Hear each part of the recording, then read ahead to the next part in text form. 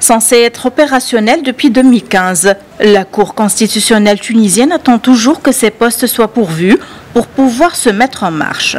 Aujourd'hui, et pour la énième fois, cette institution se fait toujours attendre en raison de l'échec de l'Assemblée des représentants du peuple à élire ses membres. Les résultats du vote ont démontré qu'aucun des candidats n'a pu recueillir les 145 voix nécessaires. Nous tenons au consensus qui a été fait entre les différents blocs sur les 3 membres de la Cour constitutionnelle.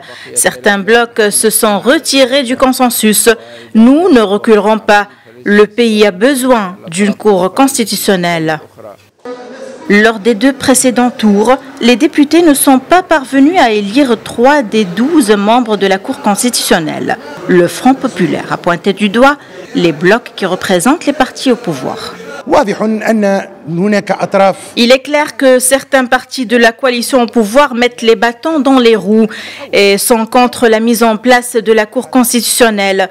Il faut dire qu'après avoir fait un compromis avec les autres blocs concernant les noms proposés depuis plus de 2 ans, maintenant ils tournent le dos à ce compromis et veulent changer les noms.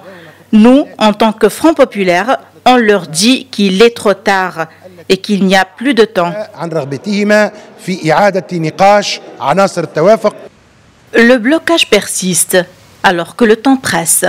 Pour le président du parti Nahda Rachid El Ghannouchi, la seule option qui reste pour trouver une issue à la crise est de présenter une initiative législative visant à modifier la loi organique sur la Cour constitutionnelle.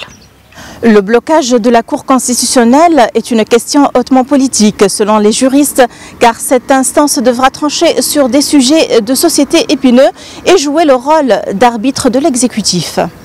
Najwa Bécha, Médiane TV, Tunis.